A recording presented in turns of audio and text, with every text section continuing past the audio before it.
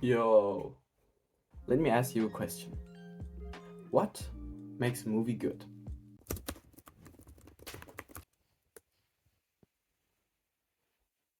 And while many of you think of very different movies, since we all have different tastes, I personally associate these aspects with this masterpiece, Gran Torino. And to be honest, I would have most likely never seen this movie if the topic in my English class at school was about that exact movie. I mean, after all, Gran Torino is almost 25 years old. How could this movie possibly keep up with the new movies we have? Well, if you're actually asking this question yourself, then shut your fucking face. And let me explain why Gran Torino is a timeless masterpiece.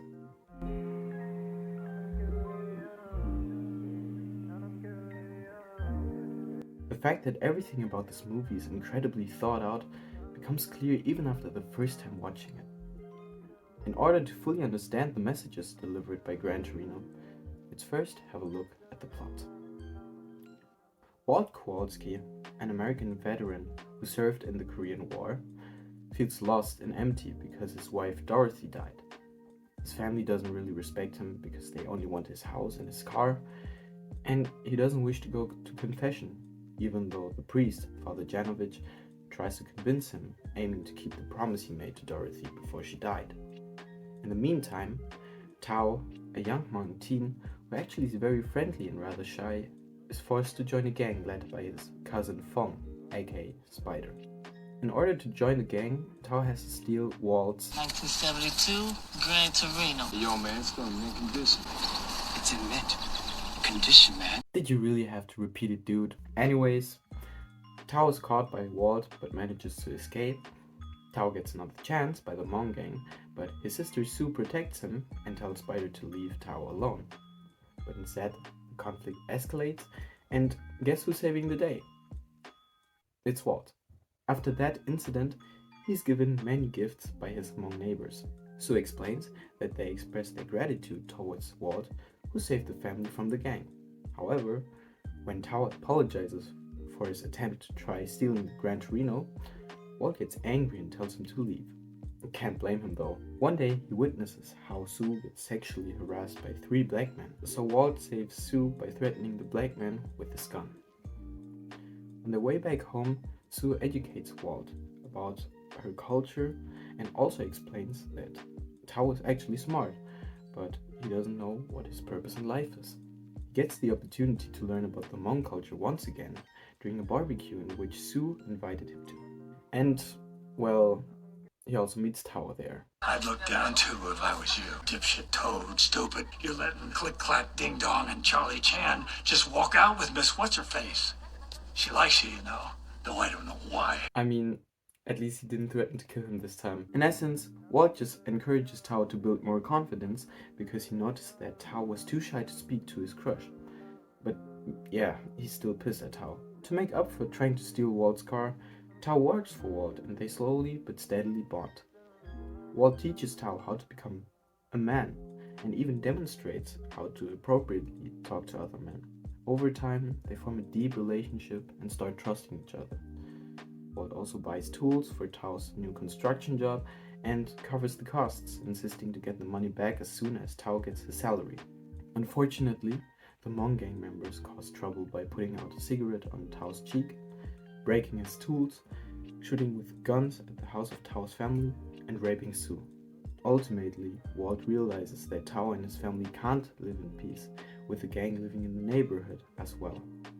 After finally going to confession with Father Janovich, Walt heads to the house of Spider and the other gang members and pretends to pull a gun out of his pocket, which results in him getting shot several times. In the end, it is revealed that he didn't have a gun. In fact, he pulled out his lighter. Remember this part. It is probably the most important scene in this movie. When Tao and Sue arrive at the crime scene, Walt is dead and all the gang members are arrested by the police. The movie ends with Tao being left with Walt's Gran Torino. On the condition that you don't chop-top the roof like one of those beaners. Don't paint any idiotic flames on it like some white trash hillbilly. And don't put a big gay spoiler on the rear end like you see on all the other Zipperheads cars. If you can refrain from doing any of that, it's yours. So you see that there's a lot to unpack in this movie. Nothing is random, especially referring to the character development of Walt and Tao. So in this next part, we will further analyze these two characters and their relationship throughout the movie. Remember how I said that Tao doesn't know what his purpose in life is? If you think about it, this applies for Walt as well. As an American soldier in the Korean War, he surely thought his purpose or destiny, whatever you want to call it, was to protect his country, and in order to do so, kill several Korean soldiers. However, you can tell by the conversations with Father Janovich that Walt still thinks of the people he brutally killed and feels genuinely guilty for it. The Korean War started in 1950 and ended in 1953. Given that Walt is presumably in his 70s or 80s, since he's been married for 50 years before his wife died, the movie takes place probably around the 2000s. Now, why is that information so important? Detroit had its population peak in the 1950s due to the immigrants who moved to Detroit for work. The city was famous for the automobile industry, including companies like Ford, Chrysler, and General Motors. Immigrants hoped to find jobs in these companies, but then the decline of Detroit caused companies to leave the city because they didn't want to pay their workers more money. General Motors and Chrysler declared bankruptcy in 2009, and Detroit itself declared bankruptcy in 2013. The city became segregated because of the different ethnicities living concentrated in specific districts. In the movie, this is emphasized in the scene in which the Hmong gang encounters the Mexican gang. The poverty rate is high and therefore Detroit has nothing to offer, unlike in the past. In Walt's eyes, Tao and his family are the reason for the downfall of Detroit. He despises them for living in his country, in his neighborhood. And additionally, he associates them with the enemies he fought in the Korean War. You could say that Walt is afraid of change, thus he holds on to the past. He doesn't want to move to a retirement home, he acts instinctively just like in the Korean War, and he's biased towards the Hmong culture, which he expresses with racial slurs. Swamp rat, slipper head, barbarian. Can't you people just leave me alone? I thought you Asian girls were supposed to be smart. Click, clack, ding dong. What do you want your dog? You have to admit that some of his lines are actually hilarious. Nevertheless, Walt is not inherently evil, but he tries to reach salvation by blaming the people around him, instead solving his own problem. Forgiving himself. Tao is basically in the same situation as Walt. Walt's listening to everything his sister says and just simply being a good boy. He doesn't take his time to reflect on what he wants. He doesn't know in which direction to go in. And by becoming friends with Walt, he finally has someone who teaches him just that. His own family doesn't acknowledge him. For them, he's simply a failure. Walt, on the other hand, becomes a role model for Tao. He gets to learn how to be a man, which nowadays might sound sexist and offensive, but gender doesn't matter here. What matters is to take responsibility, to become independent, and to be able to create your own future. The relationship Tao and Walt develop beautifully shows that the process of building trust takes a lot of time. Even though Walt mocks Tao at first, later on in the movie he asks Tao to help him carry out the old fridge. This is a turning point for both protagonists. Walt starts seeing Tao as a friend and prefers him over his son or other family members to help him. Tao, on the other hand, becomes self-confident and finally stands up for himself, insisting to let him take the top of the fridge. You listen, old man. I'm here because you needed help. So it's either top or I'm out of here. The bond between them becomes stronger as the movie progresses, and the racial slurs Walt uses become harmless jokes Tao can laugh about as well. During the barbecue at Walt's place, Sue reveals that Tao goes on a date with his crush, Yua, aka Yum Yum, and Walt seems to be genuinely proud of Tao. Therefore, he offers him to take Gran Torino for his date. Due to the Hmong gang, however, Tao and his family can't live in peace as long as they aren't stopped. And because Walt knows that he would die soon, he sacrifices himself to make sure that his Hmong neighbors are safe and the gang members get arrested for their crimes. What's really interesting is that before Walt's death, when Tao meets up with Walt and they discuss a plan to get revenge for the drive-by shoot in raping Sue, Tao is the one wanting to act instinctively. He wants to kill the gang members with Walt's gun, and he is very impatient. In contrast, Walt thinks carefully about the situation and remembers that killing doesn't lead to one's salvation. He emphasizes that killing a man feels terrible, and for that reason he locks Tao inside his house to prevent him from doing anything foolish. Man, the ending is just perfect. Tao being left with Walt's Gran Torino, the one he initially tried stealing, and you can really see how much he's mentally grown. Because as an Asian, he most likely hasn't grown physically. I can say this, I'm Asian too. But his smile in the last scene shows that he finally got what Walt wanted him to have.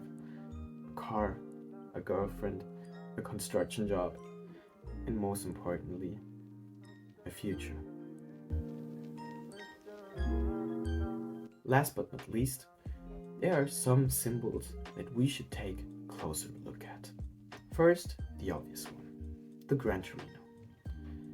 I mentioned it a lot already, and I don't want to repeat myself over and over, and I don't know how long this video already is, but I'll try to keep it short. Walt tries to hold on to his Gran Torino, which symbolizes the past for him, whereas Tao lets others decide his future, which is also symbolized by the Gran Torino. They both learn lessons according to their problems, letting go and working hard. Walt leaves his Gran Torino to Tao and finally accepts that he can't change the past, that he can't influence that the world is changing. By letting go of the past and living in the present, he develops a valuable friendship which he would have never gotten with his old mindset. And Tao learns that he has to work hard for the goals he wants to achieve. He has to stand up for himself, and he can't just let others decide in which direction to go in. Walt lets go of the Gran Torino, and Tao earns it through hard work, diligence, and confidence. Another symbol is the memorabilia chest in the basement of Walt's house. It is already seen in the beginning of the movie, but he never talks about his past as a soldier except for people close to him, such as Father Janovich or Tao towards the end of the movie. The chest symbolizes Walt's memories he tries to hide. In a conversation with Father Janovich, Walt reveals that The thing that haunts a man the most is what he isn't ordered to do. implying that he did horrible and unspeakable things that he wasn't ordered to do, but did nevertheless. That includes having brutally killed 13 Korean soldiers, whom he still thinks of until the day he dies. The last symbol is his lighter, which has the emblem of the US Army's 1st Cavalry Division on it. It is a symbol for his trauma that he had to deal with after the Korean War. His lighter greatly harmed him because of his addiction to smoking, and it caused his lung cancer too. It could be interpreted that his trauma is slowly killing him from inside, but he tries pushing away the thoughts about the war, and thus he keeps smoking. Eventually, when Walt went to the house of the Hmong gang, he says that he finally found light. Me, I've got a light. Which is of course a reference to his actual lighter, but furthermore it is pointed out that Walt finds peace. After all these years of carrying the burden of the past, he finally has the chance to redeem himself, to reach salvation. And when he's shot, that is exactly what happens. Laying on the ground, even with his arms in a straight line, referencing the crucifixion of Jesus, Walt could ultimately redeem himself by saving Tao and his family. There are probably many things yet to uncover in this movie, and I have only talked about Walt and Tao most of the time. And that's what I absolutely love about this movie. It doesn't just tell a story about two guys becoming friends, it's about sacrificing, working hard to become a better version of yourself, and being open minded to discover new things in life. I like how the messages that the movie delivers still apply to the present day, making it possible for many viewers to relate to Walt and Tao's problems. And at the end of the day, we all want one thing in life, and that is peace. Oh, I am at peace. Thank you guys for watching. If you have any other thoughts about the movie, share them in the comments below. Please consider subscribing, and yeah, have a nice day.